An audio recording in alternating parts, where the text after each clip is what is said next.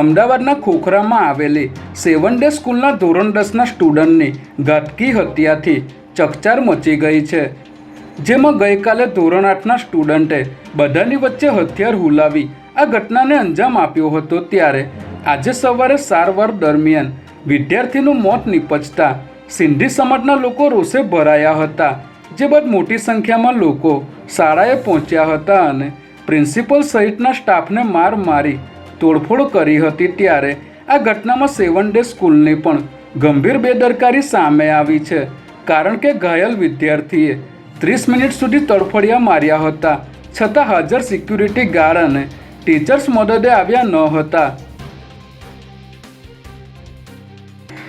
ગુજરાતના ઇતિહાસમાં પહેલીવાર સાયબર ગઠિયાઓ સામે પોલીસે ગુસ્સીટોક હેઠળ ગુનો દાખલ કર્યો છે। થોડા સમય પહેલાં કરોડોના આંતરરાષ્ટ્રીય ક્રિપ્ટોકરન્સી ટ્રાન્ઝેક્શન દ્વારા આંતરરાષ્ટ્રીય સાયબર ક્રાઇમ આચરતી ગેંગનો સાયબર ક્રાઇમ પોલીસે પર્દાફાશ કર્યો હતો, જેમાં પોલીસે 7 આરોપી પૈકી 2 આરોપીની ધરપકડ કરી હતી અને આરોપીઓના એકાઉન્ટમાં ક્રિપ્ટોકરન્સીના 300 કરોડના ટ્રાન્ઝેક્શન મળી આવ્યા હતા। ત્યારે આવા સાયબર ગઠિયાઓ વિરુદ્ધ કડકથી કડક કાર્યવાહી થાય તે માટે પહેલી વખત ગુસ્સીટોક હેઠળ કાર્યવાહી કરવામાં આવી છે। ઓરિસ્સાથી ગાંજો મંગાવનાર યુવતી અને ગાંજો લઈને આવનાર ડ્રાઈવરની શાહીબાગમાંથી ક્રાઇમ બ્રાન્ચે ધરપકડ કરી છે।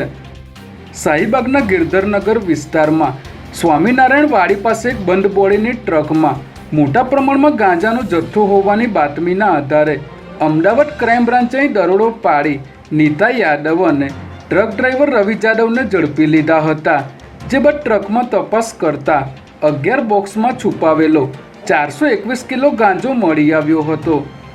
પકડાયેલ યુવતી તેની માતા સાથે મળીને અમદાવાદના મેઘાણીનગરમાં ગાંજાનો વેપાર કરતી હતી। ત્યારે પોલીસે 8 આરોપીઓ વિરુદ્ધ ગુનો નોંધી વધુ તપાસ હાથ ધરી છે।